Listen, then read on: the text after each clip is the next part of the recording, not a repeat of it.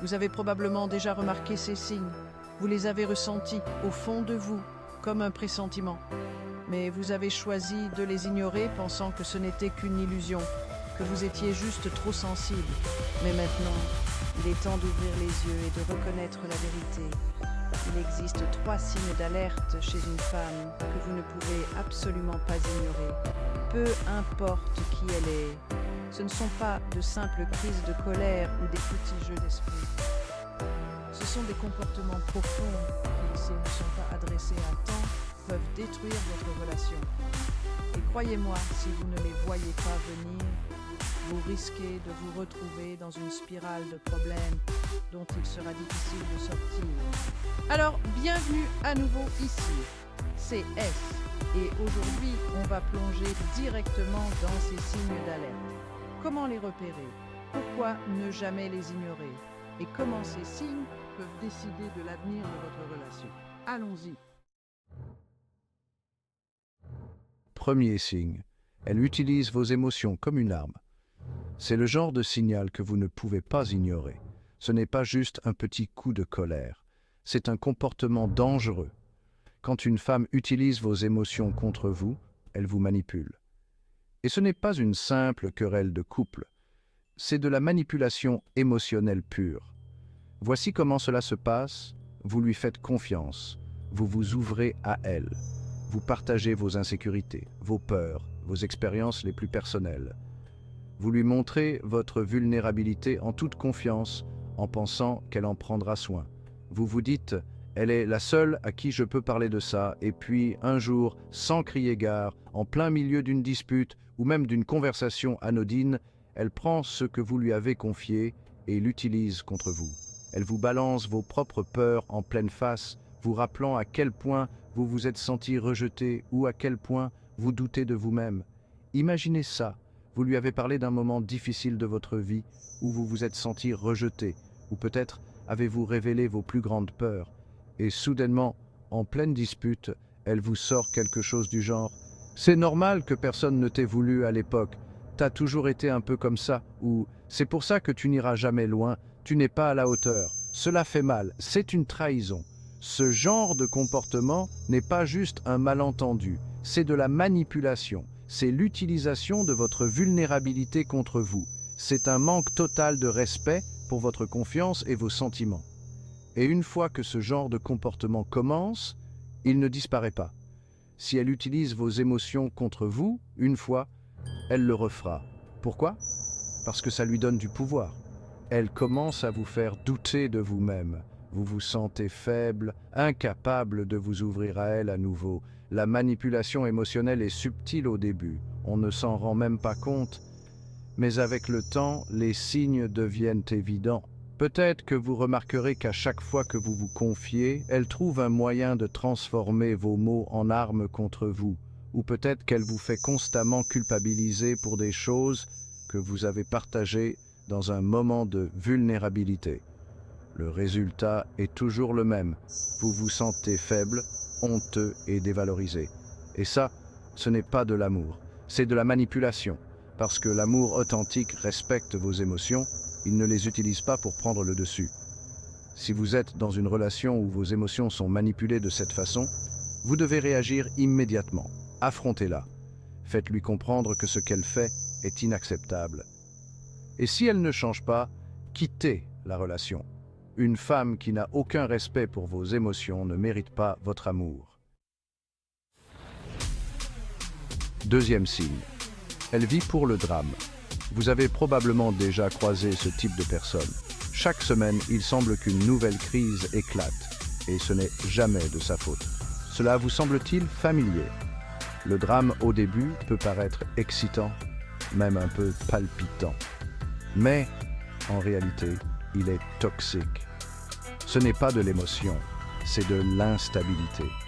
Si elle est constamment dans le conflit, si chaque conversation se transforme en un champ de bataille, il est temps de se poser des questions.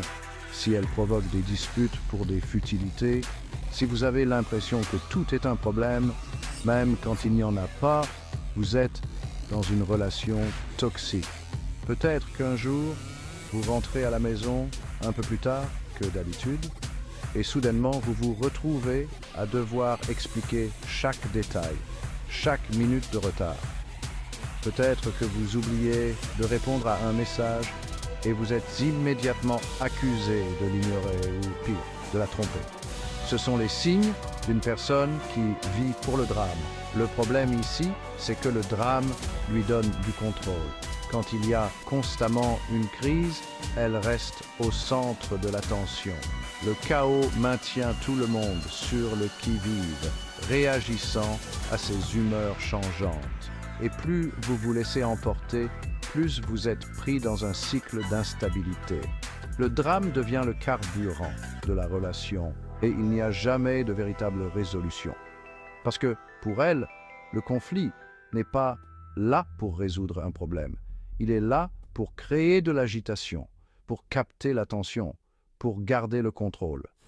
Les relations saines connaissent des conflits, mais elles cherchent toujours à résoudre les choses.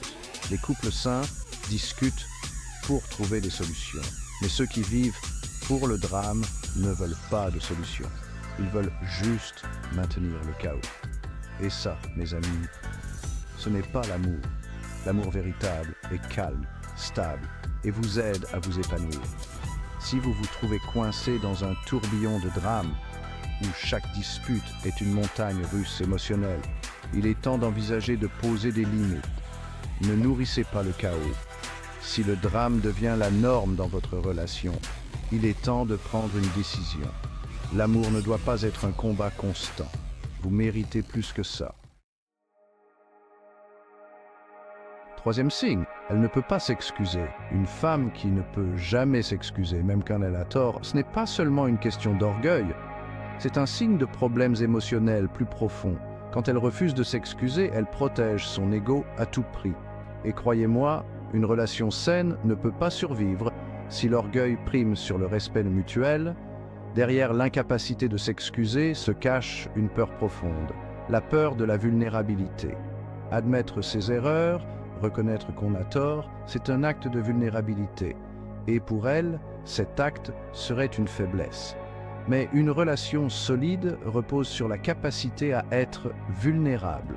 Cela signifie être capable de reconnaître ses erreurs, d'en tirer des leçons et de grandir ensemble.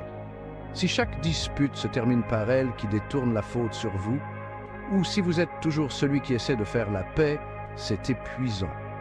Vous vous sentez constamment comme si vous marchiez sur des œufs, toujours en train de négocier la paix. Mais une personne qui refuse de s'excuser montre que son orgueil est plus important que vos sentiments, plus important que votre relation. Ce comportement finit par créer du ressentiment. Vous vous sentez blessé, dévalorisé et vous commencez à douter de vous-même. Peut-être que le problème vient de moi, vous vous dites, mais en réalité, c'est son incapacité à accepter ses erreurs qui crée ce fossé entre vous. Si elle ne peut pas s'excuser, elle ne peut pas grandir. Et si elle ne grandit pas, votre relation reste coincée dans un cycle de culpabilité, de frustration et de rancœur.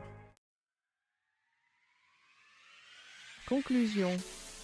Si vous remarquez ces signes dans votre relation, il est crucial de les prendre au sérieux. Vous méritez une relation saine, stable et respectueuse, et vous ne pouvez pas vous contenter de moins.